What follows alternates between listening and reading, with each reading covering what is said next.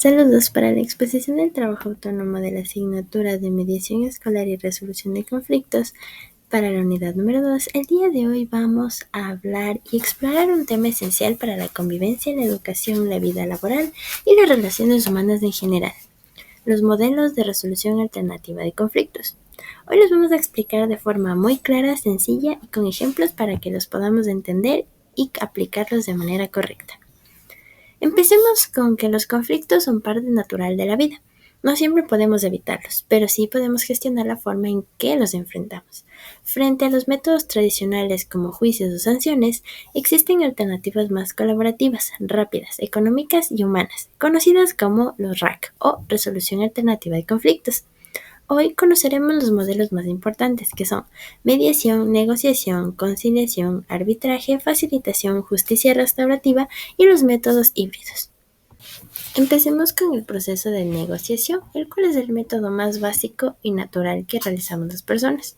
Las propias partes aquí conversan directamente para llegar a un acuerdo. No hay un tercero neutral, solo las partes y el problema que queremos solucionar. Las características es que es flexible, se hace de manera rápida, puede ser formal o informal o inclusive de manera muy estructurada.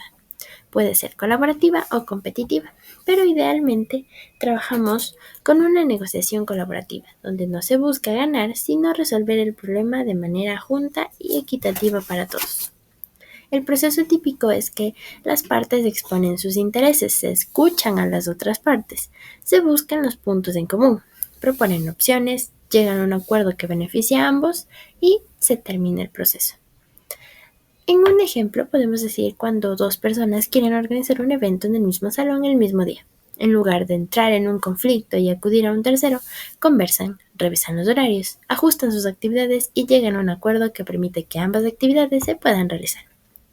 Este método es ideal cuando hay confianza y comunicación, y sobre todo cuando las partes tienen la voluntad de arreglar las cosas. Seguimos con la conciliación. Este es un proceso en el que se incorpora a un tercero llamado conciliador, pero con una diferencia importante respecto a la mediación. Aquí el conciliador puede proponer soluciones concretas. Sus características clave es que es un proceso voluntario. Las partes conservan el control del acuerdo.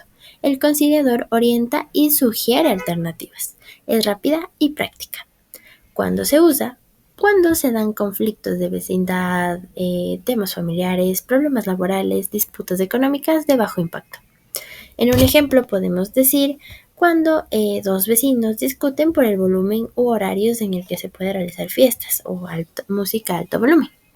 Ellos pueden acudir a un centro de conciliación en su entorno o, a su bien, hacia el administrador del conjunto barrio. El conciliador escucha a ambos, analiza objetivamente el caso y propone una serie de horarios. Las partes aceptan y firman un acuerdo que evita que el conflicto aumente. Lo valioso aquí es que el conciliador aporta una mirada externa, reduce la tensión y ayuda a encontrar una solución viable.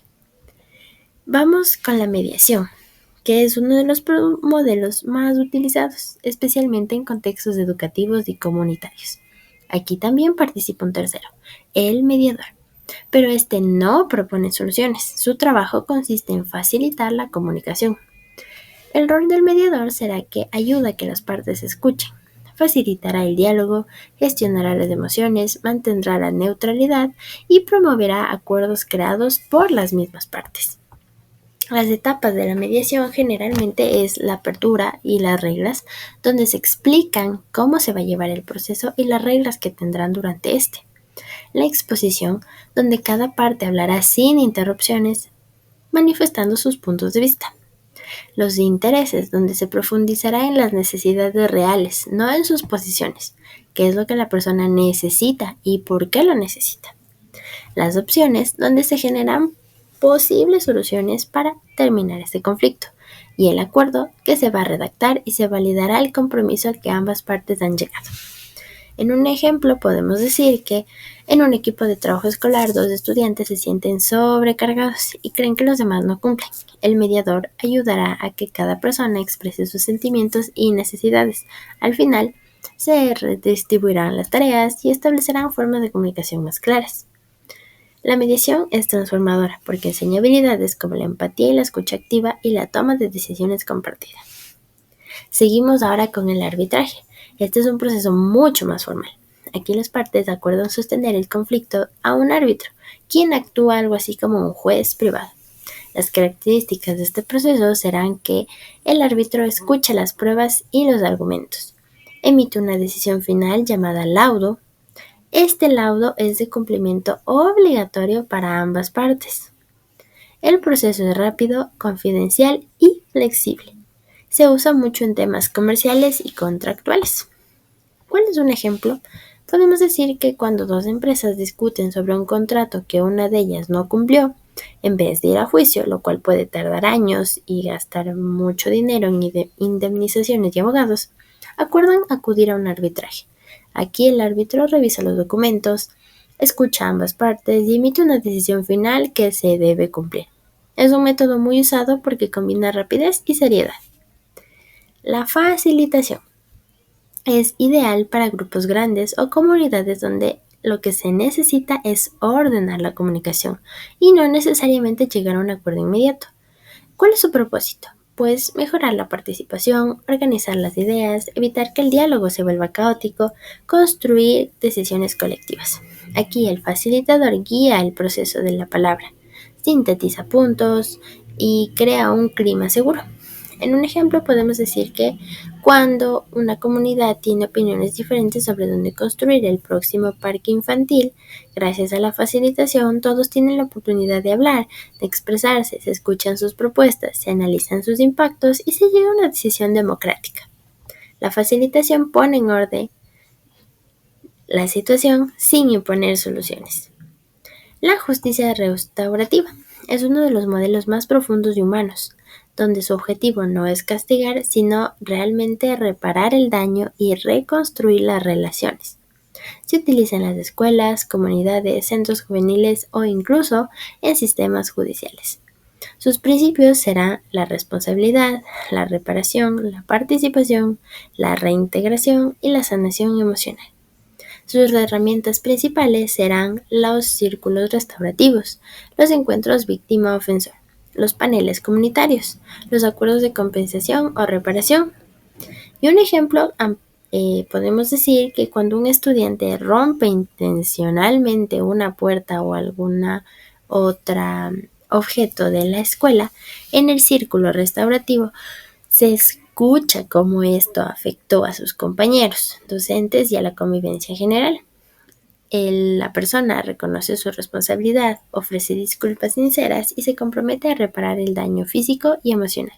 Este modelo humaniza el conflicto y permite que la comunidad participe en la solución. Ahora vamos con los métodos híbridos. Estos serán modelos que combinan tanto la mediación o el arbitraje en diferente orden, para hacer los procesos mucho más eficientes y sobre todo un poco más legales o más formales. En el caso de mediación-arbitraje, podemos decir que primero se intenta un acuerdo mediante la mediación, pero si este no funciona, el mismo profesional actuará como árbitro y decidirá. Y el arbitraje-mediación, donde primero se recoge la información tal cual como si fuera un arbitraje. Luego se intenta una mediación.